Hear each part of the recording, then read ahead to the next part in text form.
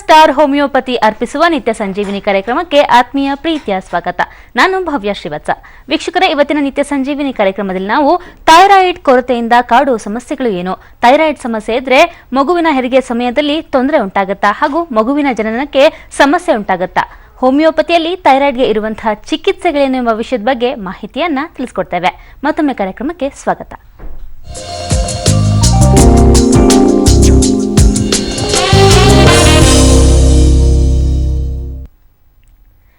ಇವತ್ತಿನ ಕಾರ್ಯಕ್ರಮದಲ್ಲಿ ನಮ್ಮ ಜೊತೆ ಇದ್ದಾರೆ ಹೋಮಿಯೋಪತಿ ವೈದ್ಯರಾದಂತಹ ಡಾಕ್ಟರ್ ಸಿಲ್ವಿಯಾ. ಡಾಕ್ಟರ್ ನಮಸ್ತೆ, ಕಾರ್ಯಕ್ರಮಕ್ಕೆ ಸ್ವಾಗತ. ಮೊದಲಿಗೆ ಡಾಕ್ಟರ್, ಈ ಥೈರಾಯ್ಡ್ ಅನ್ನೋದು ಹೆಣ್ಮಕ್ಳಲ್ಲಿ ಜಾಸ್ತಿ ಇರುತ್ತೆ, ಆದ್ರೆ ಈ ಗರ್ಭಿಣಿಯರಿಗೆ ಈ ಥೈರಾಯ್ಡ್ನಿಂದ ಜಾಸ್ತಿ ತೊಂದರೆ ಉಂಟಾಗತ್ತಾ? ಹೌದು, ಈ ಥೈರಾಯ್ಡ್ ಅನ್ನೋದು ಅದರಲ್ಲಿ ಎರಡು ಥರ ಬರುತ್ತೆ. ಒಂದು ಹೈಪೋಥೈರಾಯ್ಡಿಸಮ್ ಅಂತ ಹೇಳ್ತೀವಿ, ಇನ್ನೊಂದು ಹೈಪರ್ ಥೈರಾಯ್ಡಿಸಮ್. ಎರಡೂ ಕೂಡ ಮುಂದೆ ಏನಾಗುತ್ತೆ, ಮಹಿಳೆಯರಲ್ಲಿ ಮುಂದೆ ಮಕ್ಕಳಾಗೋಕ್ಕೆ, ಕನ್ಸೀವ್ ಆಗೋಕ್ಕೆ ತೊಂದರೆ ಆಗ್ಬೋದು, ಇಲ್ಲಾಂದರೆ ಪ್ರೆಗ್ನೆನ್ಸಿಯಲ್ಲೂ ಕೂಡ ಅವರಿಗೆ ತೊಂದರೆ ಆಗ್ಬೋದು. ಪ್ರೆಗ್ನೆನ್ಸಿ ಆದರೂ ಕೂಡ ಅಬಾರ್ಷನ್ ಆಗೋ ಚಾನ್ಸಸ್ ಇರುತ್ತೆ, ಮಿಸ್ಕ್ಯಾರೇಜ್ ಆಗೋ ಚಾನ್ಸಸ್ ಇರುತ್ತೆ. ಅಂದರೆ ಥೈರಾಯ್ಡ್ ಇದ್ದವರಿಗೆ, ಹೈಪೋಥೈರಾಯ್ಡ್ ಇದ್ದವ್ರಿಗೆ ಅಂದರೆ ಹೈಪೋಥೈರಾಯ್ಡಿಸಮು ಆಗಿರ್ಬೋದು, ಹೈಪರ್ ಥೈರಾಯ್ಡಿಸಮ್ನು ಆಗಿರ್ಬೋದು. ನಾವು ಎರಡರಲ್ಲಿ ಜಾಸ್ತಿ ನೋಡೋದು ನಮ್ಮ ಕ್ಲಿನಿಕಲ್ಲಿ ಅಂದರೆ ಹೈಪೋಥೈರಾಯ್ಡಿಸಮ್ ಪೇಷಂಟ್ ಜಾಸ್ತಿ ನೋಡ್ತೀವಿ ನಾವು. ಸೊ ಅದರಿಂದ ಏನಾಗುತ್ತೆ, ಈ ಥೈರಾಯ್ಡ್ ಅನ್ನೋದು ಏನಿರುತ್ತೆ ಅಂದರೆ ಅದನ್ನ ಹೇಳಬೇಕಂತ ಇಷ್ಟಪಡ್ತೀನಿ. ಫಸ್ಟ್, ಥೈರಾಯ್ಡ್ ಅನ್ನೋದು ಒಂದು ಚಿಟ್ಟೆ ಆಕಾರದಲ್ಲಿ ಒಂದು ಗ್ರಂಥಿ ಅಂತ ಇರುತ್ತೆ, ಕತ್ತಿನ ಮುಂಭಾಗದಲ್ಲಿ ಇರೋ ಒಂದು ಗ್ರಂಥಿ. ಸೊ ಇದು ಬಂದ್ಬಿಟ್ಟು ಇದು ಒಂದು ಹಾರ್ಮೋನ್ಸ್ ರಿಲೀಸ್ ಮಾಡುತ್ತೆ, T3 T4 ಅಂತ. ಸೊ ಈ ಎರಡು ಹಾರ್ಮೋನ್ಸ್ ನಮ್ಮ ಇಡೀ ಬಾಡಿ ಮೆಟಬಾಲಿಸಮ್ಗೆ ತುಂಬಾ ಇಂಪಾರ್ಟೆಂಟ್. ಅಂದ್ರೆ ನಾವು ಬೈ ಬರ್ತೇನೆ ಅದಿರತ್ತಾ ಆ ಗ್ರಂಥಿ, ಥೈರಾಯ್ಡ್ ಗ್ರಂಥಿ? ಹೌದು, ಬೈ ಬರ್ತ್ ಇರುತ್ತೆ. ಅದು ಒಂದು ನಾರ್ಮಲ್ ಗ್ಲ್ಯಾಂಡ್, ಅದು ಹಾರ್ಮೋನ್ಸ್ ರಿಲೀಸ್ ಮಾಡ್ತಾ ಇರುತ್ತೆ, T3 ಮತ್ತೆ T4 ಅನ್ನೋ ಹಾರ್ಮೋನ್. ಸೊ ಇದು ತುಂಬಾ ಇಂಪಾರ್ಟೆಂಟ್ ಇರೋ ಹಾರ್ಮೋನ್, ಇಡೀ ನಮ್ಮ ಬಾಡಿ ಡೆವಲಪ್ಮೆಂಟ್ಗೆ ತುಂಬಾ ಇಂಪಾರ್ಟೆಂಟ್ ಹಾರ್ಮೋನ್ಸ್ ಇವೆರಡು, T3 ಮತ್ತೆ T4. ಸೊ ಇನ್ನೊಂದು ಹಾರ್ಮೋನ್ ಬರುತ್ತೆ TSH ಅಂತ, ಥೈರಾಯ್ಡ್ ಸ್ಟಿಮ್ಯುಲೇಟಿಂಗ್ ಹಾರ್ಮೋನ್ ಅಂತ. ಇದು ಬಂದ್ಬಿಟ್ಟು ನಮ್ಮ ಪಿಟ್ಯೂಟರಿ ಗ್ಲ್ಯಾಂಡ್ ಅಂತ ಇರುತ್ತೆ, ಇನ್ನೊಂದು ನಮ್ಮ ಬ್ರೈನ್ ಅಲ್ಲಿರೋ ಒಂದು ಗ್ರಂಥಿ. ಸೊ ಅದರಿಂದ ಇದು ಬಿಡುಗಡೆ ಆಗೋದು. ಸೊ ಈ ಥೈರಾಯ್ಡ್ ಸ್ಟಿಮ್ಯುಲೇಟಿಂಗ್ ಹಾರ್ಮೋನು ನಮ್ಮ ಥೈರಾಯ್ಡ್ ಗ್ರಂಥಿ ಮೇಲೆ ಆಕ್ಟ್ ಮಾಡುತ್ತೆ. ಸೊ ಯಾವಾಗ ಇದು ಆಕ್ಟ್ ಮಾಡುತ್ತೆ, ಅವಾಗ ಈ ಥೈರಾಯ್ಡ್ ಗ್ರಂಥಿ T3 ಮತ್ತೆ T4 ಅನ್ನೋ ಹಾರ್ಮೋನ್ನ ರಿಲೀಸ್ ಮಾಡುತ್ತೆ. ಸೊ ಅದರಿಂದ ಏನಾಗುತ್ತೆ, ಈ TSH ಅಥವಾ ಥೈರಾಯ್ಡ್ ಗ್ರಂಥಿ ಸರಿಯಾಗಿ ಕೆಲಸ ಮಾಡ್ತಾ ಇಲ್ಲ ಅಂತಂದ್ರೆ ಅವಾಗ ಏನಾಗುತ್ತೆ, ಈ TSH ನ ಎಷ್ಟು ಉಪಯೋಗಿಸ್ಬೇಕು ಥೈರಾಯ್ಡ್ ಗ್ರಂಥಿ ಅಷ್ಟು ಉಪಯೋಗಿಸೋದಿಲ್ಲ. ಅದರಿಂದ ಈ TSH ಲೆವೆಲ್ ಏನಾಗುತ್ತೆ ನಮ್ಮ ರಕ್ತದಲ್ಲಿ ಜಾಸ್ತಿ ಆಗ್ಬಿಡುತ್ತೆ. ಸೊ ಅದರಿಂದ ಇದಕ್ಕೆ ನಾವು ಏನಂತೀವಿ, ಹೈಪೋಥೈರಾಯ್ಡಿಸಮ್ ಅಂತ ಹೇಳ್ತೀವಿ. ಈ ಥೈರಾಯ್ಡ್ ಅನ್ನೋದು ಬರೀ ಹೆಂಗಸರಲ್ಲಿ ಮಾತ್ರ ಕಾಣುವಂತದ್ದು ಅಥವಾ ಪುರುಷರಲ್ಲೂ ಬರ್ಬೋದಾ ಡಾಕ್ಟರ್? ಇಬ್ಬರಲ್ಲೂ ಬರ್ಬೋದು, ಪುರುಷರಲ್ಲೂ ಬರ್ಬೋದು, ಮಕ್ಕಳಲ್ಲೂ ಬರ್ಬೋದು. ಆದ್ರೆ ಅತಿ ಹೆಚ್ಚು ಕೇಸಸ್ಗಳು ಮಹಿಳೆಯರಲ್ಲಿ. ಯಾಕೆ ಏನಕ್ಕೆ ಡಾಕ್ಟರ್ ಈ ತರ? ಈ ಹೈಪೋಥೈರಾಯ್ಡಿಸಮ್ ಅಂತ ಏನಿದೆ, ಇದನ್ನ ನಾವು ಆಟೋ ಇಮ್ಯೂನ್ ಡಿಸಾರ್ಡರ್ ಅಂತ ಹೇಳ್ತೀವಿ.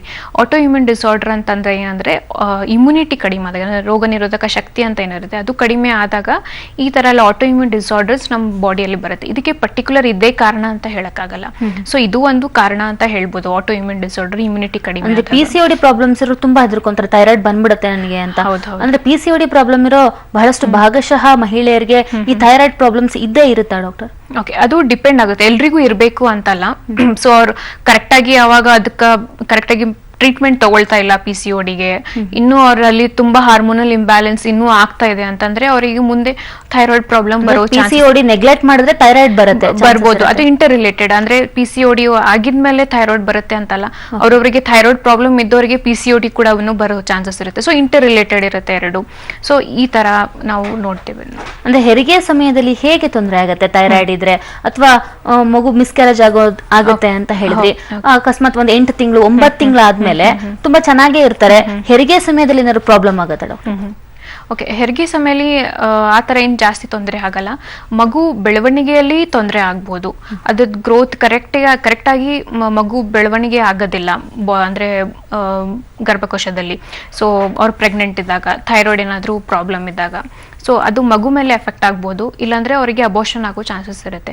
ಅದಕ್ಕೆ ಪ್ರೆಗ್ನೆನ್ಸಿಯಲ್ಲಿ ಅವ್ರಿಗೆ ಏನಾದರೂ ಡಿಟೆಕ್ಟ್ ಆಗಿದೆ, ಅವ್ರ ಹೈಪೋಥೈರಾಯ್ಡಿಸಮ್ ಇದೆ ಅಂತಂದ್ರೆ ಅವ್ರು ಕರೆಕ್ಟಾಗಿ ಅದನ್ನ ಮೆಡಿಸಿನ್ ಅವ್ರು ತಗೊಂಡ್ರೆ ಥೈರಾಯ್ಡ್ಗೆ ಮೊದಲೇ ಅವರು ಚಿಕಿತ್ಸೆನ ತಗೊಂಡು ಕ್ಯೂರ್ ಮಾಡ್ಕೊಂಡು ಆಮೇಲೆ ಅವರು ಕನ್ಸೀವ್ ಆಗ್ಬೇಕು ಅಂತ ಹೇಳ್ತಾರೆ. ಆ ತರ ಏನಿಲ್ಲ, ಅವರು ಒಬ್ರೊಬ್ರಿಗೆ ಏನಾಗುತ್ತೆ, ಪ್ರೆಗ್ನೆನ್ಸಿ ಟೈಮಲ್ಲೇ ಗೊತ್ತಾಗುತ್ತೆ ಅವ್ರಿಗೆ ಥೈರಾಯ್ಡ್ ಪ್ರಾಬ್ಲಮ್ ಇದೆ ಅಂತ.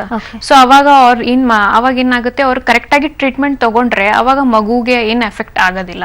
ಅವ್ರು ತಗೊಂಡಿಲ್ಲ, ಕರೆಕ್ಟಾಗಿ ಮೆಡಿಸಿನ್ಸ್ ತಗೊಂಡಿಲ್ಲ ಅಂದ್ರೆ ಅವಾಗ ಏನಾದರೂ ಮಗುಗೆ ಎಫೆಕ್ಟ್ ಆಗ್ಬೋದು, ಇಲ್ಲಾಂದ್ರೆ ಅಬೋಷನ್ ಆಗೋ ಚಾನ್ಸಸ್ ಇರುತ್ತೆ. ಈಗ ಥೈರಾಯ್ಡ್ ಹೇಗ್ ಬಂದಿದೆ ಅಂತಾನೆ ನಮಗೆ ಗೊತ್ತಾಗಲ್ಲ, ಯಾಕಂದ್ರೆ ಇತ್ತೀಚೆಗೆ ಬರ್ತಿರುವಂತಹ ಒಂದು ಕಾಯಿಲೆ. ಮೊದಲು ಜನಕ್ಕೆ ಥೈರಾಯ್ಡ್ ಬಗ್ಗೆ ಗೊತ್ತೇ ಇರಲಿಲ್ಲ. ಫಸ್ಟ್ ಸ್ಟೇಜ್ ಅಲ್ಲಿ ನಮಗೆ ಥೈರಾಯ್ಡ್ ಬರ್ತಾ ಇದೆ ಅಂತ ಹೆಂಗ್ ತಿಳ್ಕೊಳ್ಳೋದು ಡಾಕ್ಟರ್? ಮೇನ್ ಸಿಂಪ್ಟಮ್ಸ್ ಹೇಳ್ಬೇಕಂದ್ರೆ ಥೈರಾಯ್ಡ್, ಹೈಪೋಥೈರಾಯ್ಡಿಸಮ್ ಬಗ್ಗೆ ಹೇಳ್ಬೇಕಂದ್ರೆ ಇದ್ರಲ್ಲಿ ಏನಾಗುತ್ತೆ, ಸಡನ್ ಆಗಿ ಅವ್ರ ತೂಕ ಜಾಸ್ತಿ ಆಗ್ಬಿಡುತ್ತೆ. ಅವ್ರೇನು ಜಾಸ್ತಿ ಊಟ ಮಾಡೋದಿಲ್ಲ, ಜಾಸ್ತಿ ಏನಾದರೂ ಫ್ಯಾಟ್ ಇರೋದೇನಾದರೂ ಜಂಕ್ ಫುಡ್ನು ತಿಂತಾ ಇರಲ್ಲ, ಆದರೂ ಅವ್ರದ್ದು ಏನಾಗುತ್ತೆ ವೇಟ್ ಗೇನ್ ಆಗ್ತಾನೆ ಇರುತ್ತೆ. ಸೊ ಇದು ಒಂದು ಸಿಂಪ್ಟಮ್ ಅಂತ ಹೇಳ್ಬೋದು. ಇದು ಏನಕ್ಕೆ ವೇಟ್ ಗೇನ್ ಆಗುತ್ತೆ ಅಂದರೆ ಅವ್ರ ಮೆಟಾಬಲಿಸಮ್ ಅಂತ ಏನು ಹೇಳ್ತೀವಿ ನಮ್ಮ ಬಾಡಿಯಲ್ಲಿ ತುಂಬ ಸ್ಲೋ ಆಗುತ್ತೆ. ಅಂದ್ರೆ ಯಾವ ಏಜ್ ಅಲ್ಲಿ ಬರ್ಬೋದು ಈ ತರ ವೇಟ್ ಗೇನ್ ಆಗೋದು? ವೇಟ್ ಗೇನ್ ಬಂದ್ಬಿಟ್ಟು ಯಾವುದೇ ಏಜಲ್ಲೂ ನಾವು ಕಾಣಿಸ್ಕೊಳ್ಬೋದು. ಹೆಚ್ಚಾಗಿ ನಾವು ಅಂದರೆ 30 ಅಥವಾ 25 ಅಬೌವ್ ಆಗೋರಿಗೆ ಏನಾಗುತ್ತೆ ವೇಟ್ ಗೇನ್ ಜಾಸ್ತಿ ಆಗ್ಬಿಡುತ್ತೆ. ಈ ಥೈರಾಯ್ಡ್ ಏನಾದರೂ ಪ್ರಾಬ್ಲಮ್ ಇದ್ರೆ, ಹೈಪೋಥೈರಾಯ್ಡಿಸಮ್ ಇದ್ರೆ ವೇಟ್ ಗೇನ್ ಆಗುತ್ತೆ. ಮತ್ತೆ ತುಂಬ ಹಶು ಆಗೋದಿಲ್ಲ ಅವರಿಗೆ, ಹಶು ಕೂಡ ಕಡಿಮೆ ಆಗುತ್ತೆ. ಮತ್ತೆ ಹೇರ್ ಫಾಲ್ ಇರುತ್ತೆ. ಮತ್ತು ಮಹಿಳೆಯರಲ್ಲಿ ಮೆನ್ಸಸ್ ಇರೆಗ್ಯುಲಾರಿಟೀಸ್ ಅಂತ ಇರುತ್ತೆ. ಸೊ ಕರೆಕ್ಟಾಗಿ ಮೆನ್ಸಸ್ ಆಗ್ತಾ ಇರಲ್ಲ ಅವರಿಗೆ, ತಿಂಗಳು ಕರೆಕ್ಟಾಗಿ ಆಗ್ತಾ ಇರಲ್ಲ. ಸೊ ಅದು ಒಂದು ಸಿಂಪ್ಟಮ್ ಅಂತ ಹೇಳ್ಬೋದು. ಮತ್ತು ಕಾನ್ಸ್ಟಿಪೇಷನ್ ಇರುತ್ತೆ, ಹೇರ್ ಫಾಲ್ ಜಾಸ್ತಿ ಕಾಣಿಸ್ಕೊಳ್ಳುತ್ತೆ. ಸ್ವಲ್ಪ ಚಳಿ ಇದ್ರೂ ಅವ್ರಿಗೆ ಚಳಿ ತಡ್ಕೊಳಕ್ಕಾಗೋದಿಲ್ಲ. ಸೊ ಈ ಥರ ಎಲ್ಲ ಸಿಂಪ್ಟಮ್ಸ್ನ ನಾವು ಹೈಪೋಥೈರಾಯ್ಡಿಸಮ್ ಅಲ್ಲಿ ನೋಡ್ತೀವಿ. ಮತ್ತು ಟ್ರೆಮರ್ಸ್ ಅಂತ ಹೇಳ್ತೀವಿ, ಕೈ ಈ ಥರ ನಡ್ಗೋದು, ಈ ಥರ ಎಲ್ಲ ಅವರಿಗೆ ಸಿಂಪ್ಟಮ್ಸ್ನ ಕಾಣಿಸ್ಕೊಳ್ಳುತ್ತೆ ಹೈಪೋಥೈರಾಯ್ಡಿಸಮ್ ಅಲ್ಲಿ. ಹೈಪರ್ ಥೈರಾಯ್ಡಿಸಮ್ ಅಂತ ಹೇಳ್ಬೇಕಂದ್ರೆ ಇದರಲ್ಲಿ ಹೈಪೋಥೈರಾಯ್ಡಿಸಮ್ ಇಂದ ಅಪೋಸಿಟ್ ಇರುತ್ತೆ. ಸಡನ್ ಆಗಿ ವೇಟ್ ಲಾಸ್ ಆಗುತ್ತೆ ಅವರಿಗೆ. ಎಷ್ಟು ಸಡನ್ ಆಗಿ ವೆಯ್ಟ್ ಲಾಸ್ ಆದ್ರೂ ನೆಗ್ಲೆಕ್ಟ್ ಮಾಡಬಾರ್ದು, ಸಡನ್ ಆಗಿ ವೆಯ್ಟ್ ಗೇನ್ ಆದ್ರೂ ನೆಗ್ಲೆಕ್ಟ್ ಮಾಡಬಾರ್ದು. ಯಾಕಂದ್ರೆ ಎರಡೂ ತರ ಇದೆ, ಹೈಪೋಥೈರಾಯ್ಡಿಸಮ್ ಇದೆ, ಹೈಪರ್ ಥೈರಾಯ್ಡಿಸಮ್ನು ಇದೆ. ಸೊ ಎರಡೂ ಕೂಡ ಒಳ್ಳೇದಲ್ಲ. ಸೊ ಅದು ನಾರ್ಮಲ್ ಆಗಿ ಇರ್ಲೇಬೇಕಾಗುತ್ತೆ. ಹೈಪರ್ ಅಲ್ಲಿ ಓವರ್ ಆಕ್ಟಿವ್ ಥೈರಾಯ್ಡ್ ಅಂತ ಹೇಳ್ತೀವಿ, ಅಂದ್ರೆ ಮೆಟಬಾಲಿಸಮ್ ತುಂಬಾ ಫಾಸ್ಟ್ ಆಗ್ಬಿಡುತ್ತೆ. ಅದರಿಂದ ಏನಾಗುತ್ತೆ ಅವ್ರ ವೇಟ್ ಲಾಸ್ ಆಗ್ತಾ ಇರುತ್ತೆ, ವೇಟ್ ಲಾಸ್ ಇರುತ್ತೆ. ಮತ್ತೆ ಈ ತರ ಹೇರ್ ಫಾಲ್ ಅದೆಲ್ಲ ಇರುತ್ತೆ. ಅವ್ರಿಗೆ ಏನಾಗುತ್ತೆ ಶಕೆ ತಡ್ಕೊಳಕ್ಕಾಗಲ್ಲ, ಸ್ವಲ್ಪ ಶಕೆ ಇದ್ರೂ ಅವ್ರ ಬಾಡಿ ತಡ್ಕೊಳಕ್ಕಾಗಲ್ಲ, ಬೇವ್ರು ಬರ್ತಾ ಮೆನ್ಸ್. ಅದ್ರಲ್ಲಿ ಹೈಪರ್ ಥೈರಾಯ್ಡಿಸಮ್ ಅಲ್ಲಿ ಕೂಡ ಮೆನ್ಸಸ್ ಇರೆಗ್ಯುಲಾರಿಟೀಸ್ ನೋಡ್ತೀವಿ ನಾವು. ಸೊ ಈ ತರ ಎಲ್ಲ ಸಿಂಪ್ಟಮ್ಸ್ ಎರಡೂ ಇರುತ್ತೆ. ಇದು ನಿಮ್ಮಿಂದ ಹೆಚ್ಚಿನ ಮಾಹಿತಿ ಪಡ್ಕೊಂತೀನಿ. ಒಬ್ರು ಕಾಲರ್ ಇದ್ದಾರೆ, ಸಾವಿತ್ರಿ ಅನ್ನೋರು ಮಂಗಳೂರಿನಿಂದ ಕರೆ ಮಾಡಿದ್ದಾರೆ. ನಮಸ್ತೆ. ನಮಸ್ತೆ ಮೇಡಮ್. ಏನ್ ಸಮಸ್ಯೆ ಇದೆ ಸಾವಿತ್ರಿ ಅವರ? ಮೇಡಮ್ ಅಂದ್ರೆ ನಾನೊಂದು ಜೂನಿಯರ್ ಹೆಲ್ತ್ ಅಸಿಸ್ಟೆಂಟ್ ಮೇಡಮ್, ಬಜ್ಪೇಲಿ ವರ್ಕ್ ಮಾಡೋದು. ನಮ್ದು ಒಂದು ಏನ್ಸ್ ಮೇಡಮ್ TSH ಅಂತ ಇರುತ್ತಲ್ಲ ಮೇಡಮ್, ಅದು 7.47 ಇದೆ ಮೇಡಮ್. ಡಾಕ್ಟರ್ ಇದಾರಮ್ಮ, ಮಾತಾಡಿ ಹೇಳ್ತಾರೆ. ಓಕೆ ಹೇಳಿ. ನಮಸ್ತೆ ಮೇಡಮ್. ನಮಸ್ತೆ ಹೇಳಿ. ಮೇಡಮ್ ನಮ್ದು ಒಂದು ನಮ್ಮ ಏರಿಯಾದಲ್ಲಿ ಒಂದು ಏನ್ಸ್ ಇದೆ ಮೇಡಮ್. ಓಕೆ. ಅದಕ್ಕೆ ಥೈರಾಯ್ಡ್ TSH ಅಂತ ಇರುತ್ತಲ್ಲ ಮೇಡಮ್, 7.47 ಇದೆ. 7.47 ಇದೆ. 47 ಇದೆ ಮೇಡಮ್. ಮತ್ತೆ ತೊಂದ್ರೆ ಆಗುತ್ತಾ ಮೇಡಮ್ ಅವ್ರಿಗೆ? ಪ್ರೆಗ್ನೆಂಟ್ ಇದಾರ ಅವರು? ಪ್ರೆಗ್ನೆಂಟ್ ಇದ್ದಾರೆ, 5 ಮಂತ್ಸ್ ಮೇಡಮ್ ಅವ್ರಿಗೆ. 5 ಮಂತ್ಸ್ ಇದೆನಾ? ಓಕೆ. ಅವ್ರ ಬೇಗ ಅವ್ರ ಟ್ರೀಟ್ಮೆಂಟ್ ತಗೊಂಡ್ರೆ ಒಳ್ಳೇದು. ಯಾಕಂದ್ರೆ ಆಲ್ಮೋಸ್ಟ್ ನಾರ್ಮಲ್ ಲೆವೆಲ್ TSH ಬಂದ್ಬಿಟ್ಟು 0 to 5 ಅಂತ ಹೇಳ್ತೀವಿ.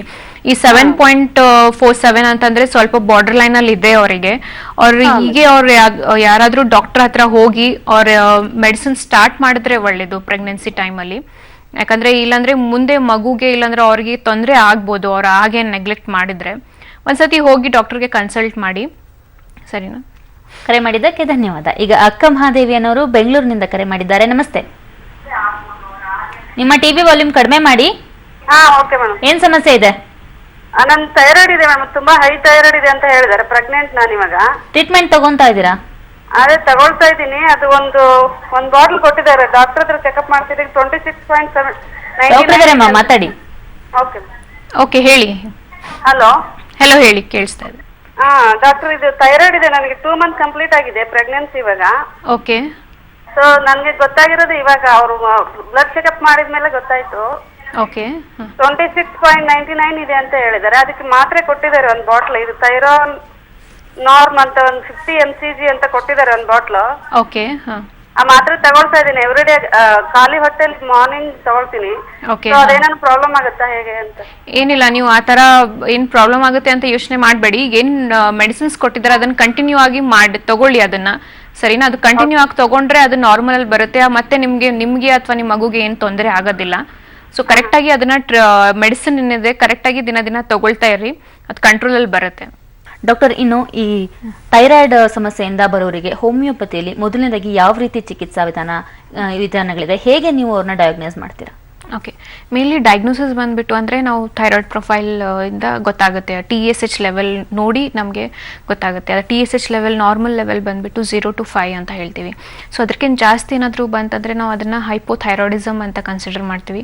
ಅಥವಾ ಅದಕ್ಕಿಂತ ಕಡಿಮೆ ಬಂತು, ನಾರ್ಮಲ್ ಲೆವೆಲ್ಗಿಂತ ಕಡಿಮೆ ಬಂತು ಅಂದರೆ ಅದಕ್ಕೆ ನಾವು ಹೈಪರ್ ಥೈರಾಯ್ಡಿಸಮ್ ಅಂತ ಈ ಥರ ಇದು ಮಾಡೋದು. ಸೊ ಅದನ್ನು ರಿಪೋರ್ಟ್ಸ್ ನೋಡಿಬಿಟ್ಟು ಅದೆಷ್ಟಿದೆ ಲೆವೆಲ್ ಅದು ನೋಡಿಬಿಟ್ಟು ನಾವು ಟ್ರೀಟ್ಮೆಂಟ್ನ ಸ್ಟಾರ್ಟ್ ಮಾಡ್ತೀವಿ. ಹಾಗೂ ನಮ್ಮ ಹೋಮಿಯೋಪತಿಯಲ್ಲಿ ಬಂದುಬಿಟ್ಟು ಕಾನ್ಸ್ಟಿಟ್ಯೂಷನಲ್ ಮೆಡಿಸಿನ್ ಅಂತ ಮೇನ್ಲಿ ಅದನ್ನೇ ನಾವು ಕೊಡೋದು. ಕಾನ್ಸ್ಟಿಟ್ಯೂಷನಲ್ ಮೆಡಿಸಿನ್ ಅಂದರೆ ಅವ್ರದ್ದು ಪೂರ್ತಿ ಇಡೀ ಕೇಸ್ನ ಸ್ಟಡಿ ಮಾಡಿ ಅವ್ರ ಫಿಸಿಕಲ್ ಮೆಂಟಲ್ಸ್, ಅವ್ರ ಬಿಹೇವಿಯರ್ ಹೇಗಿದೆ, ನೇಚರ್ ಹೇಗಿದೆ, ಅದ್ರ ಮೇಲೆಲ್ಲ ಡಿಪೆಂಡ್ ಆಗುತ್ತೆ. ಸೊ ಅವ್ರ ಬಾಡಿ ಹೇಗಿದೆ ಅದನ್ನೆಲ್ಲ ನೋಡಿಬಿಟ್ಟು ನಾವು ಕಂಪ್ಲೀಟ್ ಅವ್ರ ಕೇಸ್ನ ಸ್ಟಡಿ ಮಾಡಿಬಿಟ್ಟು ನಾವು ಮೆಡಿಸಿನ್ಸ್ನ ಸ್ಟಾರ್ಟ್ ಮಾಡ್ತೀವಿ ನಮ್ಮದು ಹೋಮಿಯೋಪತಿಯಲ್ಲಿ. ಸೊ ಈ ಥರ ಟ್ರೀಟ್ಮೆಂಟ್. ಅಂದರೆ ಹೋಮಿಯೋಪತಿಯಲ್ಲೂ first stage, second stage, final stage ಅಂತ ಇರುತ್ತಾ? ಆ ಥರ ಸ್ಟೇಜಸಲ್ಲಿ ಆ ಥರ ಏನೂ ಮಾಡಲ್ಲ. ಅವ್ರು ಮೇನ್ಲಿ ಅವ್ರು TSH ಲೆವೆಲ್ನೇ ನೋಡಿಬಿಟ್ಟು ನಾವು ಟ್ರೀಟ್ಮೆಂಟ್ನ ಸ್ಟಾರ್ಟ್ ಮಾಡೋದು. ತುಂಬ ಹೈ ಇದ್ದರೆ ಅದು ಡ್ಯೂರೇಷನ್ ಡಿಪೆಂಡ್ ಆಗುತ್ತೆ. ತುಂಬ ವರ್ಷದಿಂದ ಇದೆ ಅಥವಾ TSH ಲೆವೆಲ್ ಬಂದುಬಿಟ್ಟು ತುಂಬ ಹೈ ಇದೆ ಅವ್ರದ್ದು ಅಂತಂದರೆ ಅದು ಏನಾಗುತ್ತೆ, ಟ್ರೀಟ್ ಮಾಡೋಕ್ಕೂ ಸ್ವಲ್ಪ ತುಂಬ ಟೈಮ್ ತೊಗೊಳುತ್ತೆ. ಸೊ ಈ ಥರ. ಈಗ ಟ್ರೀಟ್ಮೆಂಟ್ ತೊಗೊತೀವಿ ಹೋಮಿಯೋಪತಿನಲ್ಲಿ ಬಂದು ಥೈರಾಯ್ಡ್ಗೆ ಟ್ರೀಟ್ಮೆಂಟ್ ತೊಗೊತೀವಿ. ಆ ಥೈರಾಯ್ಡು ಅದು ಲೈಫ್ ಲಾಂಗ್ ಕಂಟಿನ್ಯೂ ಆಗುತ್ತೆ ಅಥವಾ ಮತ್ತೆ ಬರೋ ಚಾನ್ಸಸ್ ಇರುತ್ತಾ ಡಾಕ್ಟರ್? ಅದು ನಮ್ಮಲ್ಲಿ ಬಂದ್ಬಿಟ್ಟು ಕ್ಯೂರ್ ಆಗೋ ಚಾನ್ಸಸ್ ಇರುತ್ತೆ. ಕ್ಯೂರ್ ಆಗುತ್ತೆ, ಆದರೆ ತುಂಬ ಟೈಮ್ ತಗೊಳುತ್ತೆ. 2 ವರ್ಷ 3 ವರ್ಷ ಆಗ್ಬೋದು, ತುಂಬ ಟೈಮ್ ತಗೊಳುತ್ತೆ. ಸೊ ಅವ್ರು ಕರೆಕ್ಟಾಗಿ ಟ್ರೀಟ್ಮೆಂಟ್ನ ಫಾಲೋ ಮಾಡಿದ್ರೆ ಅದು ಖಂಡಿತ ಅವರಿಗೆ ಇದು ಆಗುತ್ತೆ, ಕ್ಯೂರ್ ಆಗುತ್ತೆ. ಸೊ ಈ ಥರನೇ ನಾವು ಟ್ರೀಟ್ಮೆಂಟ್ನ ಮಾಡೋದು. ಅಂದರೆ ನೀವು ಎಷ್ಟು ಸಿಟ್ಟಿಂಗ್ಸ್ ಹೇಳ್ತೀರಾ ಅಷ್ಟು ಸಿಟ್ಟಿಂಗ್ಸು ಅವರು ಟ್ರೀಟ್ಮೆಂಟ್ ತಗೊಳ್ತಾ ಇರಬೇಕಾಗುತ್ತೆ. ಓಕೆ ಓಕೆ ಡಾಕ್ಟರ್, ಒಬ್ರು ಕಾಲರ್ ರೆಡಿ ಇದ್ದಾರೆ. ಈಗ ಶಾರದಾ ಅನ್ನೋರು ಕರೆ ಮಾಡಿದ್ದಾರೆ. ನಮಸ್ತೆ. ನಮಸ್ತೆ ಸರ್. ಹೇಳಿಮ್ಮ, ಏನು ಸಮಸ್ಯೆ ಇದೆ? ನಮಗೆ ಥೈರಾಯ್ಡ್ ಪ್ರಾಬ್ಲಮ್ ಇದೆ ಮೇಡಮ್. ಟ್ರೀಟ್ಮೆಂಟ್ ತಗೊಂತಾ ಇದ್ದೀರಾ? ತಗೊಂತಾ ಇದ್ದೀನಿ. ಎಷ್ಟು ವರ್ಷದಿಂದ ಇದೆ ಅಮ್ಮ? ಈಗ 6 ತಿಂಗಳಿಂದ ಇದೆ. ಸರಿ, ನಿಮ್ಮ ಏಜ್ ಕೊಟ್ಟಿದ್ದಾರೆ. ಏಜ್ ಎಷ್ಟು ನಿಮ್ದು? Age 38 madam. ಸರಿ, ಡಾಕ್ಟರ್ ಇದ್ದಾರೆ, ಮಾತಾಡಿ. ಹಲೋ, ಹೇಳಿ ಮೇಡಮ್. ನಮಸ್ಕಾರ, ಹೇಳಿ. ನಮಗೆ TSH ಲೆವೆಲ್ ಬಂದು 0.10 ಇದೆ ಮೇಡಮ್. 0.1 ಇದೆನಾ? 10. ಓಕೆ, ಹಾಂ. ನನಗೆ 100 mg ಮಾತ್ರೆ ಕೊಟ್ಟಿದ್ದಾರೆ. ಓಕೆ, ಹಾಂ. ಈಗ ಅದು ಮಾತ್ರೆ ಜಾಸ್ತಿ ಆಯ್ತು ಕಡಿಮೆ ಆಯ್ತು ಅಂತ ಮೇಡಮ್. ಓಕೆ, ಯಾವ್ದು ಮಾತ್ರೆ? ಏನು ಥೈರೋನಾಮ್ ತಗೊಳ್ತಾ ಇದ್ದೀರಾ? ಥೈರಾಕ್ಸಿನ್ ತಗೊಳ್ತಾ ಇದ್ದಾರೆ. ಓಕೆ ಓಕೆ, 100 mcg ತಗೊಳ್ತಾ ಇದ್ದೀರಾ? ಹಾಂ. ಓಕೆ, ಆಲ್ಮೋಸ್ಟ್ ನಿಮ್ದು ನಾರ್ಮಲ್ ಅಲ್ಲಿ ಇದೆ ಈಗ ಸದ್ಯಕ್ಕೆ. ಸೊ ಅದನ್ನೇ ಕಂಟಿನ್ಯೂ ತಲೆ ಸುತ್ತುತ್ತೆ ಮೇಡಮ್ ನನಗೆ. ಓಕೆ, ಬೇರೆ ಏನಾದರೂ ತೊಂದರೆ? ಕಫ ಬರುತ್ತೆ. ಹ್ಮ್. ಗಂಟ್ಲಲ್ಲೇ ಕಫ ಬರುತ್ತೆ. ಓಕೆ, ಎಷ್ಟು ವಯಸ್ಸು ಅಂತ ಹೇಳಿದ್ರಿ ನಿಮ್ದು? 38 ಮೇಡಮ್. 38. ಓಕೆ ಓಕೆ, ಆ ಥರ ಏನಾದರೂ ಬೇರೆ ಏನಾದ್ರು ತೊಂದರೆ ಇದ್ದರೆ ಒಂದ್ಸತಿ ಬಂದು ಭೇಟಿಯಾಗಿ ಏನೇನು ರಿಪೋರ್ಟ್ಸ್ ಇದೆ ತೊಗೊಂಡು ಬನ್ನಿ. ನಿಮ್ಮ ಪೂರ್ತಿ ಕೇಸ್ ಏನೇನಿದೆ ಎಲ್ಲ ಸ್ಟಡಿ ಮಾಡಿ ನಾವು ಟ್ರೀಟ್ಮೆಂಟ್ನ ಸ್ಟಾರ್ಟ್ ಮಾಡ್ಬೋದು. ಕರೆ ಮಾಡಿದ್ದಕ್ಕೆ ಧನ್ಯವಾದ. ಈಗ ಕಸ್ತೂರಿ ಅನ್ನೋರು ಬೆಂಗಳೂರಿನಿಂದ ಕರೆ ಮಾಡಿದ್ದಾರೆ. ನಮಸ್ತೆ. ಹಲೋ, ಹೇಳಿ, ಏನು ಸಮಸ್ಯೆ ಇದೆ? ಮ್ಯಾಮ್, ನನಗೆ ಥೈರಾಯ್ಡ್ ಇದೆ. 2 years ಇಂದ ಥೈರಾಯ್ಡ್ ಇತ್ತು. ಚಿಕಿತ್ಸೆ ತಗೊಂತಾ ಇದ್ದೀರಾ? ಹಾ, ಚಿಕಿತ್ಸೆ ತಗೋತಾ ಇದ್ದೀನಿ. ನಾನು ಪ್ರೆಗ್ನೆಂಟ್ ಆಗಿ ನಂಗೆ ಹೆಣ್ಮಗು ಆಯ್ತು. ಅದು ಸ್ಟಾರ್ಟಿಂಗ್ ಅಲ್ಲಿ ಮಗುಗೆ ಥೈರಾಯ್ಡ್ ಇರ್ಲಿಲ್ಲ. ಓಕೆ, ಇವಾಗ ಮಗುಗೂ ಥೈರಾಯ್ಡ್ ಇದೆಯಾ? ಹಾ, ಮಗುಗೂ ಥೈರಾಯ್ಡ್ ಅಂತ ಡಾಕ್ಟರ್ ಇದ್ರಮ್ಮ, ಮಾತಾಡಿ. ಓಕೆ, ಹಾ. ಮಗುಗೆ ಯಾವಾಗಿಂದ ಬಂದಿದೆ ಥೈರಾಯ್ಡು? ಇವಾಗ 3 months ಇಂದ ಇದೆ. ಓಕೆ ಓಕೆ, ಅದಕ್ಕೆ ಅದು ಮಗುಗೆ ಏನಾದರೂ ಟ್ರೀಟ್ಮೆಂಟ್ ಏನಾದ್ರು ಸ್ಟಾರ್ಟ್ ಮಾಡಿದಾರಾ? ಹಾ, ಅದಕ್ಕೆ 25 mg ಕೊಟ್ಟಿದ್ದಾರೆ. ಅಂದ್ರೆ ಅವಳಿಗೆ ಸ್ಟಾರ್ಟಿಂಗ್ ಅಲ್ಲಿ ಇರ್ಲಿಲ್ಲ. ಓಕೆ ಓಕೆ, ಹಾ. ನನ್ಗೆ ಯಾವಾಗ ಜಾಸ್ತಿ ಆಯ್ತಲ್ವಾ, ಮಧ್ಯ ನಂಗೆ ಡಾಕ್ಟರ್ T3, T4 ಜಾಸ್ತಿ ಆಗಿತ್ತು. ಓಕೆ, ಅವರು ನಂಗೆ ಟ್ಯಾಬ್ಲೆಟ್ ಸ್ಟಾಪ್ ಮಾಡಕ್ ಹೇಳಿದ್ರು. ಓಕೆ ಓಕೆ, ಸ್ಟಾಪ್ ಮಾಡಿದೆ. ಅದು ಫುಲ್ 100 mg ಹೋಯ್ತು. ಆಮೇಲೆ ಜಾಸ್ತಿ ಆದ ತಕ್ಷಣ ಮಗುಗೂ ಆವಾಗ ಬಂದಿದ್ದು ಥೈರಾಯ್ಡ್. ಓಕೆ, ಪ್ರೆಗ್ನೆನ್ಸಿ ಟೈಮಲ್ಲಿ ನಿಮ್ಗಿತ್ತಾ? ಹಾ, ಇತ್ತು. ಓಕೆ, ಮೋಸ್ಟ್ಲಿ ಅದೇನಾಗುತ್ತೆ, ಹೆರಿಡಿಟಿನೂ ಒಂದು ಕಾರಣ ಅಂತ ಹೇಳ್ತೀವಿ ನಾವು ಈ ಹೈಪೋಥೈರಾಯ್ಡಿಸಮ್ಗೆ. ಯಾಕಂದ್ರೆ ನಿಮಗೆ ಪ್ರೆಗ್ನೆನ್ಸಿ ಟೈಮಲ್ಲಿ ಇತ್ತು, ಅದಕ್ಕೆ ಆ ಮಗುಗೆ ಬಂದಿರ್ಬೋದು ಹೆರಿಡಿಟಿ ಥ್ರೂ. ಸೊ ಅದಕ್ಕೆ ಟ್ರೀಟ್ಮೆಂಟ್ ಏನಿದೆ ಅದನ್ನು ಕಂಟಿನ್ಯೂ ಮಾಡಿ, ಹಾಗೂ ಒಂದ್ಸತಿ ಬಂದು ಭೇಟಿಯಾಗಿ ನಾವು ಕರೆಕ್ಟಾಗಿ ಟ್ರೀಟ್ಮೆಂಟ್ ಸ್ಟಾರ್ಟ್ ಮಾಡಿದರೆ ಅದು ಖಂಡಿತ ಸರಿ ಹೋಗುತ್ತೆ. ಕರೆ ಮಾಡಿದ್ದಕ್ಕೆ ಧನ್ಯವಾದ. ಈಗ ಭಾಗ್ಯಮ್ಮ ಅನ್ನೋರು ತುಮಕೂರಿಂದ ಕರೆ ಮಾಡಿದ್ದಾರೆ. ನಮಸ್ತೆ. ನಮಸ್ತೆ ಮೇಡಮ್. ಹೇಳಿ, ಏನು ಸಮಸ್ಯೆ ಇದೆ? ಅದೇ ಥೈರಾಯ್ಡ್ ಸಮಸ್ಯೆ ಇದೆ. ಸರಿ, ಡಾಕ್ಟರ್ ಇದ್ದಾರೆ, ಮಾತಾಡಿ. ಹಲೋ ಹಲೋ ಹಲೋ, ಹೇಳಿ. ಹಾ, ಅದೇ ಮೇಡಮ್ ಅವರೇ, ನಾವೊಂದ್ಸಲ ಬೆಂಗಳೂರಿಗೆ ಬಂದಿದ್ವಿ ಇಲ್ಲಿ ಟಿವಿಲ್ ನೋಡಿ. ಓಕೆ, ಅಲ್ಲಿಗೆ ಬಂದ್ಮೇಲೆ ಅವರು ಮಾತ್ರ 2 ವರ್ಷ ತಗೋಬೇಕು ಆಗುತ್ತೆ ಅಂತ ಹೇಳಿದ್ರು. ಓಕೆ, ಹಾ. ಮತ್ತೆ ನಾವು ನನ್ನ 10 ವರ್ಷದಿಂದ ಮಾತ್ರೆ ತಗೊಂತಿದ್ದೀನಿ ಥೈರಾಯ್ಡ್ ಇಂದು 50 ಮಿಲಿದು. ಓಕೆ. ಹಾ, ಅದರಿಂದ ಇವಾಗ ನಾವು ಅದೇ ಮಾತ್ರೆ ತಗೋಬೇಕು ಅಂತ ಇದ್ದೀವಿ. ನೀವು ಟಿವಿ ಒಳಗೆ ಹೇಳೋದಕ್ಕೆ ಅದ್ರಾಗ ನಮ್ಗೆ ಹುಷಾರಾಗುತ್ತೆ ಇಲ್ಲ ಅಂತ ಕನ್ಫರ್ಮ್ ಇಲ್ಲ. ಅದಕ್ಕೆ ಖಂಡಿತ ಹುಷಾರಾಗುತ್ತೆ. ಅದು ಏನಿದೆ ನಿಮ್ ರಿಪೋರ್ಟ್ಸ್ ಎಲ್ಲ ತಗೊಂಡ್ ಬನ್ನಿ ಒಂದ್ಸತಿ. ನಿಮ್ದು ಎಲ್ಲ ಕೇಸ್ನ ಎಲ್ಲ ಸ್ಟಡಿ ಮಾಡ್ಬೇಕಾಗುತ್ತೆ. ಏನಿದೆ ನಿಮ್ ಡೀಟೇಲ್ ಆಗಿ ಕೇಸ್ ತಗೊಂಡ್ರೆ ಅವಾಗ ಸರಿಯಾಗಿ ಗೊತ್ತಾಗುತ್ತೆ. ಒಂದ್ಸತಿ ಬಂದ್ ಭೇಟಿಯಾಗಿ ನಿಮ್ ಕರೆಕ್ಟ್ ಆಗಿ ಎಲ್ಲ ಕೇಸ್ ತಗೊಂಡ್ರೆ ನಾವು ಅವಾಗ ಹೇಳಕ್ಕಾಗತ್ತೆ ಏನಿದೆ ಅಂತ. ಕರೆ ಮಾಡಿದ್ದಕ್ಕೆ ಧನ್ಯವಾದ ಡಾಕ್ಟರ್. ಇವಾಗ ಒಬ್ರು ಕಾಲರ್ ಮಾಡಿದ್ರು, ಕಾಲರ್ ಹೇಳ್ದಂಗೆ ಅವ್ರ ಮಗುಗೂ ಸಹ ಥೈರಾಯ್ಡ್ ಬಂದಿದೆ, ಅಂದ್ರೆ ಹುಟ್ಟಿದ ಮಕ್ಕಳಿಗೆ ಥೈರಾಯ್ಡ್ ಬರತ್ತಾ ಅಂತ? ಹೌದು, ಕಂಜನೈಟಲ್ ಅಂತ ಹೇಳ್ತೀವಿ ನಾವು. ಕಂಜನೈಟಲ್ ಹೈಪೋಥೈರಾಯ್ಡಿಸಮ್ ಅಂತ ಹೇಳ್ತೀವಿ, ಕ್ರಿಟಿನಿಸಮ್ ಅಂತ ಹೇಳ್ತೀವಿ ಇದಕ್ಕೆ. ಸೊ ಏನಾಗುತ್ತೆ, ಪ್ರೆಗ್ನೆನ್ಸಿಯಲ್ಲಿ ಅವ್ರು ಹೇಳಿದ್ರು ಪ್ರೆಗ್ನೆನ್ಸಿ ಟೈಮಲ್ಲಿ ಅವರಿಗೂ ಇತ್ತು ಅಂತ. ಸೊ ಆಗ ಏನಾಗುತ್ತೆ, ಆ ಥರ ಹೆರಿಡಿಟಿಯಿಂದ ಅವರಿಗೆ ಮಕ್ಕಳಿಗೆ ಕೂಡ ಬರೋ ಚಾನ್ಸಸ್ ಇರುತ್ತೆ. ಸೊ ಅವರಿಗೆ ಒಬ್ರವ್ರ ಮಕ್ಕಳಿಗೆ ಏನಾಗುತ್ತೆ, ಹುಟ್ಟಿದ ತಕ್ಷಣ ಅವರಿಗೆ ಬಂದ್ಬಿಡುತ್ತೆ. ಆದರೆ ಈ ಮಗುಗೆ ಏನಾಗಿತ್ತು, ಸ್ವಲ್ಪ ವರ್ಷ ಬಿಟ್ಟು ಬಂದಿದೆ ಅವರಿಗೆ. ಸೊ ಅದಕ್ಕೆ ನಾವು ಹೆರಿಡಿಟಿನೇ ಅಂತ ಒಂದು ಕಾರಣ ಹೇಳ್ಬೋದು. ಯಾಕಂದ್ರೆ ಪ್ರೆಗ್ನೆನ್ಸಿ ಟೈಮಲ್ಲಿ ತಾಯಿಗಿತ್ತು ಆ ಥರ ತೊಂದರೆ. ಸೊ ಅದಕ್ಕೆ ಆ ಮಗುಗೆ ಕೂಡ ಬಂದಿದೆ. ಅಂದ್ರೆ ಮಗುಗೂ ಕೂಡ ಇವಾಗಿಂದನೇ ಟ್ರೀಟ್ಮೆಂಟ್ ಸ್ಟಾರ್ಟ್ ಮಾಡ್ಲೇಬೇಕಾಗುತ್ತೆ. ಯಾಕಂದ್ರೆ ಇಲ್ಲಾಂದ್ರೆ ಏನಾಗುತ್ತೆ, ಮಕ್ಕಳಲ್ಲಿ ಈ ಬೆಳೆಯೋ ಏಜ್ ಇದು. ಸೊ ಏನಾಗುತ್ತೆ, ಅವ್ರ ಗ್ರೋತ್ ಡೆವಲಪ್ಮೆಂಟ್ ಕಡಿಮೆ ಆಗ್ಬಿಡುತ್ತೆ ಅವ್ರು ಕರೆಕ್ಟ್ ಆಗಿ ಟ್ರೀಟ್ಮೆಂಟ್ ತಗೊಂಡಿಲ್ಲ ಅಂದ್ರೆ. ಯಾಕಂದ್ರೆ ಇದು ಥೈರಾಯ್ಡ್ ಬಂದ್ಬಿಟ್ಟು ಇದು ನಮ್ಮ ಬೋನ್ಸ್ ಕೂಡ ಆಕ್ಟ್ ಮಾಡುತ್ತೆ. ಅಂದ್ರೆ ನಮ್ಮ ಬೋನ್ಸ್ ಸ್ಟ್ರಾಂಗ್ ಇರುತ್ತೆ, ಕ್ಯಾಲ್ಸಿಯಂ ಕರೆಕ್ಟ್ ಆಗಿ ಅಬ್ಸರ್ಪ್ಷನ್ ಅದು ಆಗುತ್ತೆ. ಸೊ ಅವ್ರು ಕರೆಕ್ಟ್ ಆಗಿ ಟ್ರೀಟ್ಮೆಂಟ್ ಮಾಡಿಲ್ಲ ಅಂದ್ರೆ ಬೋನ್ಸ್ ವೀಕ್ ಆಗೋ ಚಾನ್ಸಸ್ ಇರುತ್ತೆ. ಸೊ ಅದಕ್ಕೆ ಅವ್ರು ಕರೆಕ್ಟ್ ಆಗಿ ಇದನ್ನ ಟ್ರೀಟ್ಮೆಂಟ್ ಸ್ಟಾರ್ಟ್ ಅಂದ್ರೆ ಅವರು ಗರ್ಭಿಣಿ ಇದ್ದಾಗಲೇ ಅವರು ಟ್ರೀಟ್ಮೆಂಟ್ ತಗೊಂಡಿದ್ರೆ ಇದನ್ನ ತಡಿಬಹುದಿತ್ತ ಅಂತ? ಅದು ಡಿಪೆಂಡ್ ಆಗುತ್ತೆ ಒಬ್ರೊಬ್ರು ಬಾಡಿ ಮೇಲೆ. ಏನಾಗುತ್ತೆ, ಅವ್ರು ಪ್ರೆಗ್ನೆನ್ಸಿ ಟೈಮಲ್ಲಿ ಅವ್ರು ಹೇಳಿದ್ರು T3 T4 ಜಾಸ್ತಿ ಆಗಿಬಿಟ್ಟಿತ್ತು, ಆಮೇಲೆ ಅವರು ಟ್ರೀಟ್ಮೆಂಟ್ನ ಸ್ಟಾಪ್ ಮಾಡಿ ಮತ್ತೆ ಇನ್ನೂ ಜಾಸ್ತಿ ಆಯಿತು ಅವ್ರದ್ದು ಲೆವೆಲ್ಲು. ಸೊ ಈ ಥರ ಮಾಡಿದರೆ ಏನಾಗುತ್ತೆ, ಅದಕ್ಕೆ ಅವ್ರ ಮಗು ಮೇಲೇನೂ ಕೂಡ ಎಫೆಕ್ಟ್ ಆಗಿದೆ. ಸೊ ಅದಕ್ಕೆ ಪ್ರೆಗ್ನೆನ್ಸಿಯಲ್ಲಿ ಕರೆಕ್ಟಾಗಿ ಏನಾದರೂ ಥೈರಾಯ್ಡ್ ಡಿಟೆಕ್ಟ್ ಆಯ್ತು ಅಂದರೆ ಅವರು ಕರೆಕ್ಟಾಗಿ ಟ್ರೀಟ್ಮೆಂಟ್ ತೊಗೊಂಡ್ರೆ ಮುಂದೆ ಅವರಿಗಾಗಲಿ ಅಥವಾ ಅವ್ರ ಮಗುಗೆ ಆಗಲಿ ತೊಂದರೆ ಆಗುತ್ತೆ. ಅಂದರೆ ಜೆನೆಟಿಕ್ ಅಂತ ಹೇಳಿದ್ರಿ ಅಲ್ವಾ ಥೈರಾಯ್ಡ್? ಈಗ ಒಂದು 20 ವರ್ಷದವರೆಗಡೆ ಬಂದಿರಲ್ಲ, ನಮ್ಮ ತಾಯಿಗಿರುತ್ತೆ, ತಂದೆಗಿರುತ್ತೆ, ಅಥವಾ ನಮ್ಮ ಅಜ್ಜಿ ತಾತಂದ್ರಿಗಿರುತ್ತೆ. ನಮಗೂ ಸಹ ಒಂದು 20-25 ವರ್ಷ 30 ವರ್ಷ ಆದ್ಮೇಲೆ ಥೈರಾಯ್ಡ್ ಬರಬಹುದಾ? ಎಲ್ರಿಗೂ ಬರುತ್ತೆ ಅಂತ ಹೇಳೋಕ್ಕಾಗಲ್ಲ. ಅವ್ರ ಇಮ್ಯುನಿಟಿ ಮೇಲೆ ಡಿಪೆಂಡ್. ನಾನು ಹೇಗೆ ಹೇಳಿದೆ ಮುಂಚೆ, ಅವಾಗ ಆಟೋ ಇಮ್ಯೂನ್ ಡಿಸಾರ್ಡರ್ ಅಂತ ಹೇಳ್ತೀವಿ ಇದಕ್ಕೆ. ಸೊ ಏನಾಗುತ್ತೆ, ಅದು ಜೀನ್ ನಿಮ್ಮ ಬಾಡಿಯಲ್ಲಿ ಇರುತ್ತೆ. ಯಾಕಂದ್ರೆ ನಿಮ್ಮ ಹೆರಿಡಿಟಿ ಥ್ರೂ ಬಂದಿದೆ, ನಿಮ್ಮ ಜೀನ್ ಇರ್ಬೋದು ನಿಮ್ಮ ಬಾಡಿಯಲ್ಲಿ. ಅವಾಗ ಏನಾಗುತ್ತೆ, ಅವ್ರ ಇಮ್ಯುನಿಟಿ ಸರಿ ಇಲ್ಲ, ವೀಕ್ ಆಗಿದೆ, ಅವ್ರ ಲೈಫ್ ಸ್ಟೈಲ್ ಅಥವಾ ಅವರು ಡಯಟಲ್ಲಿ ಕರೆಕ್ಟಾಗಿಲ್ಲ, ಅವಾಗ ಏನಾಗುತ್ತೆ, ಅವ್ರ ಇಮ್ಯುನಿಟಿ ಲೋ ಆಗುತ್ತೆ. ಅವಾಗ ಇಮ್ಯುನಿಟಿ ಲೋ ಆದಾಗ ಅಥವಾ ಏನಾದ್ರು ಸ್ಟ್ರೆಸ್ ಇತ್ತು, ಮೆಂಟಲ್ ಸ್ಟ್ರೆಸ್ ಏನಾದರೂ ಇತ್ತು ಅಂತಂದ್ರೆ ಇಮ್ಯುನಿಟಿ ಕಡಿಮೆ ಆದಾಗ ಅವರಿಗೆ ಈ ತರ ತೊಂದರೆ ಆಗೋ ಚಾನ್ಸಸ್ ಇರುತ್ತೆ. ಓಕೆ ಡಾಕ್ಟರ್, ಒಬ್ರು ಕಾಲರ್ ರೆಡಿ ಇದ್ದಾರೆ. ಆಶಾನವರು ಮಂಡ್ಯದಿಂದ ಕರೆ ಮಾಡಿದ್ದಾರೆ. ನಮಸ್ತೆ. ಹಲೋ, ಹೇಳಿಮ್ಮ, ಏನ್ ಸಮಸ್ಯೆ ಇದೆ? ಮೇಡಮ್, ಮತ್ತೆ ನಮ್ಗೆ ಹೊಟ್ಟೆ ಜಾಸ್ತಿ ದಪ್ಪ ಐತೆ ಮೇಡಮ್, ಅದರಿಂದ. ಹಾ, ಥೈರಾಯ್ಡ್ ಇದೆಯಾ? ಏನ್ ಮೇಡಮ್? ಥೈರಾಯ್ಡ್ ಇದೆಯಾ ನಿಮ್ಗೆ? ಹಾ, ಹೌದು ಮೇಡಮ್. ಸರಿಮ್ಮ, ಡಾಕ್ಟರ್ ಇದ್ದಾರೆ, ಮಾತಾಡಿ. ಹಲೋ ಹಲೋ ಹಲೋ, ಹೇಳಿ. ಅಲ್ಲ ಮೇಡಮ್, ನಮ್ದು ಮದ್ವೆ ಐತ್ಲೆ, ಪಾಪವಾಗಿಲ್ಲ ಏನೂ ಇಲ್ಲ, ಹೊಟ್ಟೆ ತುಂಬಾ ಜಾಸ್ತಿ ದಪ್ಪ ಐತೆ ಮೇಡಮ್. ಅದರಿಂದ ಏನು ಟ್ರೀಟ್ಮೆಂಟ್ ತಗೊಳ್ಳೋದಾದ್ರೆ ಇಲ್ಲ, ಡಾಕ್ಟರ್ ಏನು ಹೇಳ್ತಾ ಇಲ್ಲ, ಅದರಿಂದ ಫೋನ್ ಮಾಡಿದೀವಿ ಮೇಡಮ್. ಓಕೆ, ಥೈರಾಯ್ಡ್ ಸಮಸ್ಯೆ ಇದೆನಾ? ಯಾವಾಗಿಂದ ಇದೆ ನಿಮ್ಗೆ? ಇವಾಗ ಮದ್ವೆ ಐತೆ ಮೇಡಮ್, ಒಂದು 8 ವರ್ಷದವ.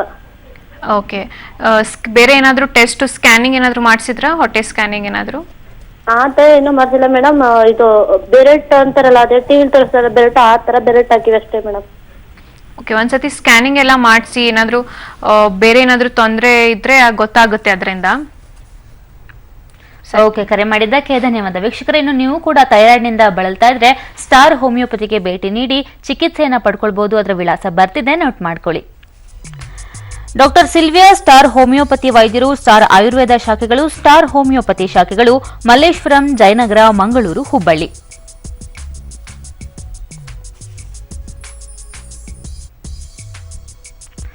ದೂರವಾಣಿ ಸಂಖ್ಯೆಗಳು 9243477000. ಮತ್ತೊಂದು ದೂರವಾಣಿ ಸಂಖ್ಯೆ 9243477444.